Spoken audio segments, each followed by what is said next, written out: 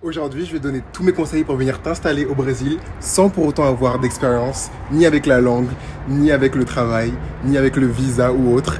Et voilà, je vais donner mon expérience et j'espère que ça va t'aider. Allons-y. Je vais juste donner de l'eau à mes plantes et on commence tout de suite après.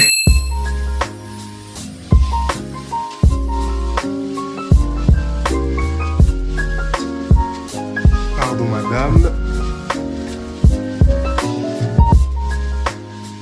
Salut toi.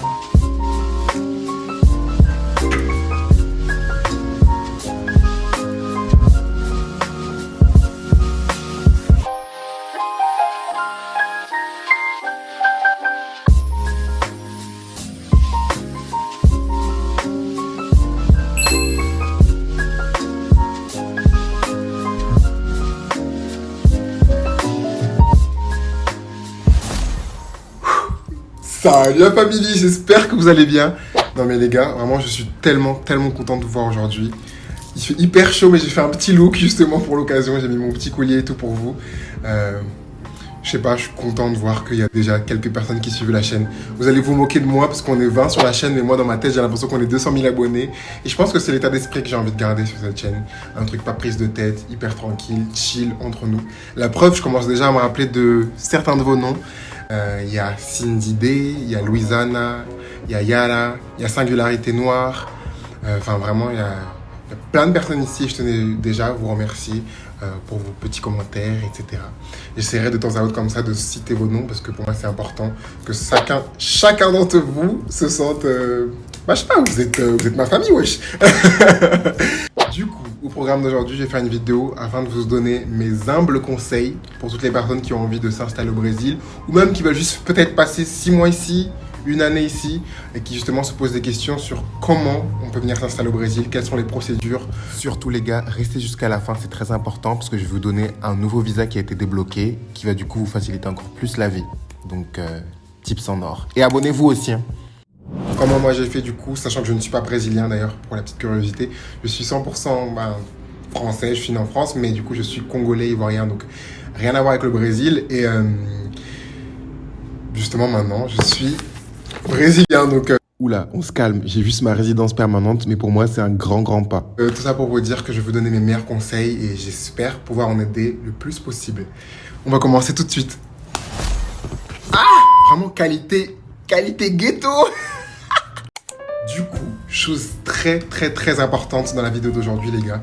J'imagine qu'il y a déjà des tas de vidéos sur le net ou des tas de sites, etc. qui donnent des conseils en mode A plus B, comment venir au Brésil, les procédures, etc. Mais je me rappelle que moi, quand je voulais venir au Brésil, aucun des sites me donnait genre des conseils genre concrets, genre les conseils, tu vois, les conseils, genre les petits tips amicaux, les petits conseils amicaux et tout. Donc là, je vais vraiment essayer de vous donner tous mes conseils à cœur ouvert, comme si je parlais à un ou une meilleure amie. Donc j'espère vraiment que ça va pouvoir vous aider.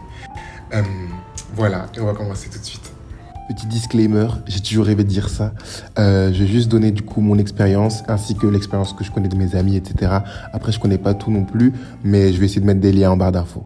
Pourquoi je mens? Je sais que je vais pas le faire. Voilà, bisous. Je veux que vous compreniez deux choses. Vous voulez venir au Brésil pour quelle période et pour quelle raison? Pourquoi je dis ça? C'est parce que sachez qu'il y a plusieurs types de visas. Et ça, c'est le point de départ qu'il fallait que vous compreniez. Il existe le visa touriste, qui justement, on va en parler en premier lieu, qui est le plus facile. Si vous êtes français, etc., c'est le plus facile. Il existe le visa de travail, il existe le visa d'étudiant, il existe bien le visa touriste-travail, etc. Enfin, il existe plusieurs types de visas, donc là, on part directement à l'attaque. Numéro 1, les gars, le visa touriste. Pourquoi je parle de lui en premier lieu et pourquoi justement dès le début de la vidéo je vous ai posé la question où allez venir pour quelle période et pour quelle raison? Parce que lui c'est le visa le plus chill, le plus tranquille. Non mais pourquoi je parle comme si j'allais présenter enquête exclusive? Parenthèse les gars, on a le soleil qui est avec nous. Non mais sincèrement du coup pour moi le visa de touriste c'est l'un des plus pratiques, si ce n'est le plus pratique. Pourquoi? Parce que c'est celui qui va vous permettre déjà d'avoir un petit avant-goût du Brésil, si jamais vous avez l'intention de vous installer ici, ou déjà de connaître le Brésil.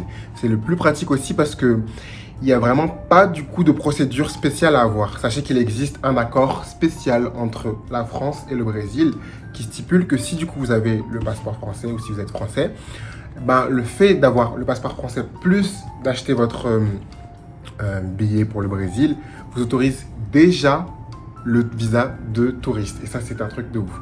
La seule condition, c'est que, enfin, il y en a deux, Naréal. La première condition, c'est qu'il faut que, du coup, votre séjour au Brésil, dans le cas où vous êtes touriste, il soit entre une journée à maximum 3 mois. C'est-à-dire que si vous voulez rester dans cette période-là, pas de souci, vous avez directement votre visa automatique de touriste par le simple fait d'acheter votre billet. Mais si vous voulez rester du coup, je sais pas, 4 mois ou 3 mois et 1 jour, 3 mois et 10 jours, là, c'est d'autres procédures qu'il faut faire ou d'autres petits tips que je vous donnerai juste après. Et la deuxième condition, mais là, je pense que ça va de soi, c'est qu'il faut du coup que votre passeport soit... Attends, cette phrase, elle est difficile à dire. Il faut que votre passeport soit valable, enfin, il faut qu'il soit pas périmé dans les 6 prochains mois. À chaque fois, je lutte pour dire cette phrase. Il faut pas qu'il soit périmé dans les 6 prochains mois.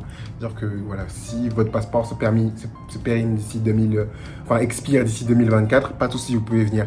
Mais s'il se périme d'ici, je sais pas, dans quelques 2-3 mois, là, c'est un peu plus difficile. Il faut que vous renouveliez d'abord votre passeport avant de vouloir venir au Brésil. C'est la seule condition. Donc voilà, là on a parlé du passeport du touriste. On va parler du second passeport. Oh là là, mais je dis trop de la...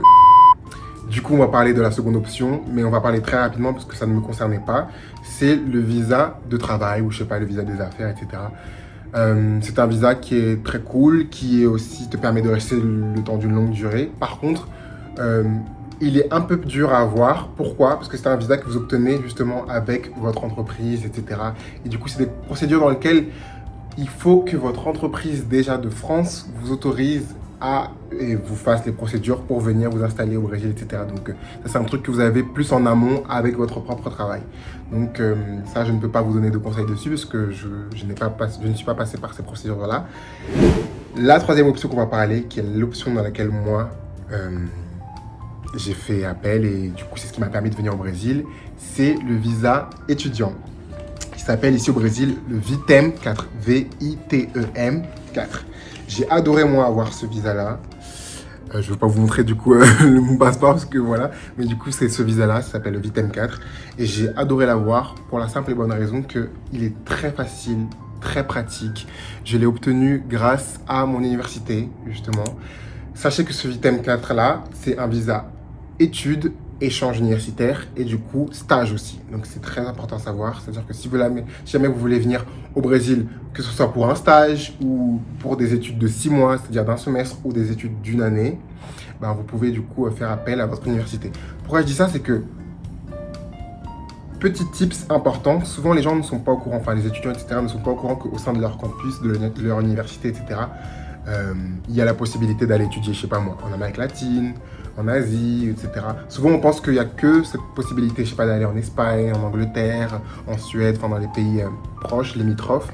Mais sachez que vous avez aussi la possibilité, du coup, d'aller dans les pays genre, je sais pas, Amérique latine, Asie et tout, tu vois. Donc, moi, je savais pas ça. La preuve, quand j'ai su, parce que je suis allé me renseigner, etc., lorsque j'allais en master, je me suis renseigné parce que j'avais pas envie de faire un master qui sont en Espagne et tout. J'avais vraiment envie d'aller, je sais pas moi, au Mexique, au Venezuela, etc. Quand j'ai fait les procédures, je me suis rendu compte qu'en fait, j'étais le seul à être intéressé par le Brésil. Il y en avait quelques-uns au Mexique, etc. Mais vraiment, au Brésil, il n'y avait personne du tout. Pourquoi? Parce que c'est un truc dans lequel les universités souvent ne parlent pas assez du fait que vous avez ces pays-là qui sont aussi accessibles si jamais vous voulez faire un échange. Donc, je vous conseille vraiment des fois juste d'avoir la curiosité, de poser la question au bureau des relations internationales de votre université, si jamais il y a la possibilité, ou si jamais ça fait partie de leur catalogue d'universités d'échange, d'avoir le Brésil, par exemple, ou d'autres pays d'Amérique latine. Et du coup, j'adore ce visa-là. Pourquoi? Parce qu'il est très facile à avoir, très pratique, parce que toutes les procédures passent par votre université. La seule procédure que vous devez avoir concrètement, c'est avoir la lettre d'autorisation du coup de votre université. Vous devez apporter ça à l'ambassade de France au Brésil, l'ambassade du Brésil en France du coup, et du coup c'est grâce à ça que vous allez faire du coup toutes vos procédures. Vraiment, quand je vous dis que c'est facile, c'est qu'il fallait juste... Moi, je pensais qu'il fallait un truc genre compliqué. J'avais prévu tous mes papiers et tout. Enfin, il fallait juste 2 photos d'identité, je sais pas moi, l'autorisation justement de mon université. Il fallait aussi un petit truc, un petit tips aussi important. Des fois, ça arrive qu'on vous demande si vous avez du coup les moyens de pouvoir rester, je sais pas, durant cette durée de période-là. Donc moi, ce que mes parents ils avaient fait, c'est qu'ils m'avaient fait une petite lettre. Mais pas une lettre de ouf, enfin, mon père il disait juste, oui, mon fils a la bourse. Si jamais il y a en cas de problème, je pourrais l'aider, etc. Mais voilà, c'était juste un papier qui disait que voilà, mon fils a telle et telle aide et vraiment en cas d'extrême urgence, nous en tant que parents, on peut l'aider. Aussi un des points très importants à noter si jamais vous partez avec votre université, c'est que vous avez aussi souvent des aides. On pense qu'on a l'aide juste du Crous, etc. Parce que du coup vous êtes encore régi sous votre université de France, donc souvent vous avez l'aide du Crous, la bourse, etc. Mais sachez que vous avez aussi des fois d'autres aides en amont, des aides encore plus cool. Moi j'ai eu le droit du coup à... Et ça je le savais pas, mais c'est parce que les gars j'ai gratté, je suis allé frapper à toutes les portes et tout. Du coup là je vous donne mes meilleures pépites, genre mes meilleurs conseils, c'est que vous avez aussi des fois le droit à l'aide à la mobilité étrangère, etc. C'est des aides de l'État lorsque les étudiants vont étudier à l'étranger. Et je sais que du coup ma bourse, moi elle était de 450 €, mais quand je suis allé du coup en plus demander l'aide à la mobilité, que c'est justement des aides que vous additionnez à votre bourse ou à l'argent de vos parents, enfin l'argent que vos parents vous donnent. Et du coup, moi, en ajoutant cette aide-là, c'était une aide qui me donnait entre 150 à 200 € par mois en plus. Donc ça, c'était cool parce que comme j'avais vraiment pas de sous, vraiment hormis mes petits sous étudiants que j'avais mis de côté, je sais pas, j'avais mis sur 500 € de côté, le fait de savoir que j'avais par mois en plus 450 à 500, 600 € par mois qui allaient tomber, ça dépendait du coup. Au moins, ça c'était un peu un soulagement parce que ma mère, quand je suis parti au Brésil, elle m'a dit « je ne t'aide pas ». Elle m'a dit « t'as voulu aller, assume ». Donc le fait de savoir que j'avais pour sûr mes 600 € par mois, ça m'a aidé. Voilà, ça c'était du coup le visa étudiant. Donc on a parlé du visa de touriste que vous avez grâce à votre passeport. On a parlé du visa des affaires rapidement, dont je ne peux pas vous donner de conseils vu que je ne suis pas passé par mon entreprise. On a parlé du visa étudiant, très facile d'avoir. Petit conseil, en ce qui concerne le visa étudiant, prenez-y vous à l'avance. Ça c'est mon meilleur conseil. Si jamais vous avez envie de partir au Brésil, je sais pas moi, d'ici 3 à 4 mois, prenez-y vous dès maintenant, c'est-à-dire n'attendez pas genre 1 ou 2 mois, parce que sinon vous allez faire tout en stress, etc. Et surtout avec le coronavirus en ce moment, justement le Covid, etc. Des fois les procédures peuvent prendre encore plus de temps. Donc si jamais vous avez envie de partir chez moi, je sais pas, en septembre, c'est dès maintenant qu'il fallait que vous commenciez déjà à faire votre petite recherche, etc. Moi je sais que j'étais arrivé du coup vers juillet, août, etc. au Brésil. Et voilà, maintenant on va parler d'une pépite que personne ne parle, mais qui est arrivé justement, un nouveau visa qui est arrivé il y a peu de temps, ça s'appelle le visa vacances-travail. C'est un visa qui concerne les 18 à 30 ans, si je ne dis pas de bêtises. Je sais que mon frère était parti vivre, parce que mon frère vit au Canada, j'ai un grand frère qui habite au Canada, il est parti vivre au Canada grâce à cette procédure-là. Sauf que moi, quand je voulais venir vivre au Brésil, enfin venir m'installer, etc., c'était un visa qui n'existait pas encore, l'accord n'était pas encore débloqué entre la France et le Brésil. Ce nouveau visa-là a été débloqué en 2018, moi je suis arrivé en 2015. Donc c'est un visa qui vous permet, si jamais vous avez envie de venir au Brésil pour une période justement au-delà des 3 mois, donc je vous avais parlé des 3 mois grâce à votre billet touriste, etc. C'est un visa que vous pouvez avoir si jamais vous avez envie de venir au Brésil pour une durée d'1 an. Donc ça c'est un truc qui est assez cool à savoir, c'est que vous avez aussi cette possibilité de venir au Brésil en tant que touriste, du coup, mais touriste qui a envie de travailler, je sais pas moi. Et je pense que c'est une procédure aussi qui est importante à regarder et qui est très justement facile. Les procédures aussi sont, enfin, il faut pas non plus la masse de papier, etc. Alors, tel que le visa des affaires, dont je vous avais parlé, un visa justement qui est, oh là là, j'ai bugué. Du coup, j'ai oublié de vous citer le nom de ce visa-là. Il s'appelle le Vitem 6. Chaque visa ici s'appelle Vitem 2, 4, on ne sait quel. Celui-là, il s'appelle Vitem 6. Et c'est du coup en français le visa vacances-travail. Je vais vous mettre du coup dans la barre d'infos. Ah, j'ai toujours rêvé de dire ce genre de phrase, genre dans la barre d'infos. Et je vous mets en bas dans la barre d'infos la page que j'ai trouvée de l'ambassade, enfin du consulat, etc. Donc, et c'est en français, donc ça va être pratique pour vous. Et voilà, vraiment, je vous conseille vraiment de regarder ce genre de visa si jamais vous avez envie de venir et que vous n'êtes pas étudiant ou que, je sais pas, vous pouvez pas partir avec une entreprise, etc. Sachez que si vous avez entre 18 et 30 ans, c'est une option. Vous pouvez aussi venir avec cette option-là. Et le dernier petit tips que moi je vais vous donner, mais ça je pourrais faire une autre vidéo parce que j'ai pas envie de laisser la vidéo trop longue et de vous saouler. Mais c'est du coup le Pacs.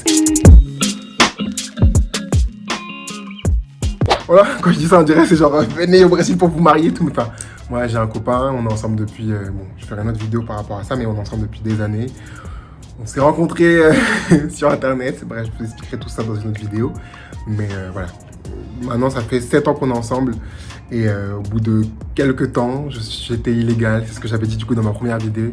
C'est que j'étais tellement bien au Brésil, c'est qu'une fois que mon visa étudiant s'est périmé, enfin, a expiré, j'ai demandé à renouveler. J'ai demandé à la Sorbonne de renouveler mon visa pour que je fasse mon Master 2. C'est-à-dire que j'avais fait mon Master 1. J'ai demandé à renouveler pour faire mon Master 2 au Brésil. Genre, dérogation et tout, ils ont accepté. C'est très rare. Ils ont accepté que je fasse du coup 2 ans d'Erasmus. Et après ces 2 ans, je voulais toujours pas rentrer en France en fait. Donc, même si j'ai eu 2 ans du coup de visa étudiant comme je vous avais montré dans mon passeport, après ces 2 ans-là c'était fini quoi, il fallait que je rentre en France. Et je suis resté quand même 6 mois illégal, donc ça a fait que je suis resté 2 ans et 6 mois au Brésil, dont 6 mois étaient illégal. Et entre temps, je sais pas, il y a eu Bolsonaro qui est rentré au pouvoir, je sais même pas, je crois que je vais mettre un bip, il y a eu bip qui est rentré au pouvoir, et du coup lorsqu'il est rentré au pouvoir, l'amende que les personnes avaient lorsqu'elles étaient illégales a augmenté. C'est-à-dire qu'au début, l'amende, elle était, je sais pas, de 890 reais, je sais pas, de maximal lorsque tu étais illégal. Moi, mon amende, lorsque il y a eu ce nouveau gouvernement, elle était à 100 reais par jour. Je vais pas dire de bêtises, hein, mais ce que je sais, c'était 100 reais par jour de retard avec un maximum de 10 000 reais. C'est-à-dire que si tu restais, je sais pas moi, 3 mois illégal, 5 mois illégal, je sais pas combien de jours illégal, le maximum, du coup, c'était 10 000 reais. Et du coup, moi, j'arrive au consulat, non, à la police fédérale, parce que c'est à la police fédérale que tu vas payer les amendes, que tu vas voir à la situation de ta carte, etc. Je suis allé là-bas pour pouvoir payer mon amende. Et du coup, on me dit, non, mais en fait, c'est pas 890 reais que vous devez payer, monsieur. Je dis, comment ça? Il me dit, là, il me montre la feuille et tout, je vois 10 000 reais, j'ai commencé à pleurer. C'est pour ça que conseil, ne soyez pas illégal, parce que des fois, après, c'est des conditions, soit ça vous devez payer 10 000 reais, qui équivaut à peu près à 2500 €. J'exagère peut-être 2200, 2300 €, mais c'est quand même, c'est un prix. Et du coup, moi, ce que j'ai dû faire, enfin, c'est pas ce que j'ai dû faire, j'ai pris un avocat, etc. Et il m'a dit une chose, il m'a dit au Brésil, il faut que vous sachiez une chose, l'amour est au-dessus de tout. Enfin, quand je dis l'amour est au-dessus de tout, c'est-à-dire que souvent, avec l'amour, vous pouvez du coup vous exempter. Oula, des fois je fais des phrases compliquées, pardonnez-moi. Mais tout ça pour dire, c'est qu'en gros, il m'a fait comprendre que si je me paxais, ou si je me mariais, ou si je ne sais quoi d'autre, j'aurais pu du coup ne plus avoir cette amende-là. Je me suis marié, bien sûr, enfin, pas marié, paxé par amour, bien sûr. Ici, le Pax, ça s'appelle l'union stable, union estable. Et voilà, et mon copain qui fait ouh. Et je me suis mis en union stable. Du coup, ça faisait déjà quelques temps qu'on était ensemble avec mon copain et on était sûr qu'on voulait vivre ensemble. On habitait déjà ensemble depuis un bout de temps. Mais sachez que voilà, une des options aussi qui s'ouvre à vous, c'est si jamais vous voulez avoir directement votre carte, c'est-à-dire que pas un visa qui soit restreint à 1 an, 6 mois, etc. Si vous voulez avoir. Il y a l'option aussi de se paxer. Et moi, c'est ce que j'ai fait. Se paxer ou se marier. Moi, j'ai choisi de me paxer. Parce que aussi le pax, je pourrais faire une vidéo spéciale dessus, mais le pax, il est... Comment je peux dire? Cassable. Enfin, tu peux te dépaxer. Tu peux l'annuler dans la vie, quoi. Beaucoup plus facilement qu'un mariage. Et voilà, les procédures sont beaucoup plus faciles, etc. Moi, je me souviens que j'étais allé... à l'endroit pour faire le pack, c'est toujours, j'étais stressé, j'étais en mode, je pensais qu'il allait me poser plein de questions sur notre vie et tout. Non, il m'a dit, vous aimez? Je dis oui. Il a dit, ah, ok, bon, vous avez un papier qui prouve que vous habitez sur la même adresse? Je dis oui. Il m'a dit, ah, ok, bon, enfin, signé, papap, tac, et j'ai eu en quelques semaines, du coup, j'ai eu ma nouvelle carte, l'amende a été annulée, etc. Donc ça a été aussi cool à savoir. Donc voilà, j'ai l'impression que j'ai donné tous mes petits conseils, tous mes petits tips. Ça, c'est vraiment mes conseils de base, c'est comment venir s'installer au Brésil. Après, je peux faire une autre vidéo justement sur où habiter, quels sont les quartiers, comment est la vie ici à Sao Paulo, enfin, n'hésitez pas à me poser plein de questions et je vous demande aussi pardon si des fois je parle un peu dans tous les sens et que j'essaie tellement de donner tous mes meilleurs conseils que voilà, peut-être j'ai donné un flot d'informations un peu élevé. Mais je préfère vous donner toutes ces informations-là d'un coup et des informations un peu genre amicales, des tips, des trucs et tout, plutôt que de faire la vidéo assez stricte et tout, et que du coup, au final, ça revienne à des informations que vous avez déjà en ligne, quoi. Je préfère vous donner mon point de vue des personnes qui habitent déjà ici et qui a souffert, surtout parce que moi, j'avais personne, j'ai pas de cousin, j'ai pas de cousine ici, je connais ces personnes, donc j'ai dû apprendre tout ça tout seul et... c'est que même quand je demandais dans les forums et tout, je recevais souvent des réponses assez froides et tout. Donc, si je peux vous faciliter la tâche, et si on peut créer cet espace, un espace sain, un espace solaire, un espace gentil, un espace léger dans lequel on peut échanger, par rapport au Brésil, par rapport à voilà, plein de choses culturelles et tout, bah, moi, ça me fait grave plaisir.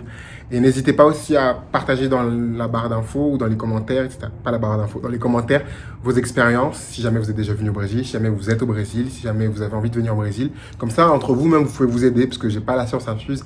Et d'ailleurs, je demande pardon si j'ai dit quelques infos ou si j'ai fait des tournures de phrases un peu de bolos. Donc voilà, faut que j'arrête de me justifier dans la vie. En tout cas, sachez que je suis là, que je vous aime fort. Et comme à chaque fin de vidéo, on se fait un bisou. Bisous. Putain, mais mon français, il était gâté dans cette vidéo. Des bisous. Eu amo muito vocês e muito obrigado por tudo. A gente se vê em breve. Tchau, tchau, família.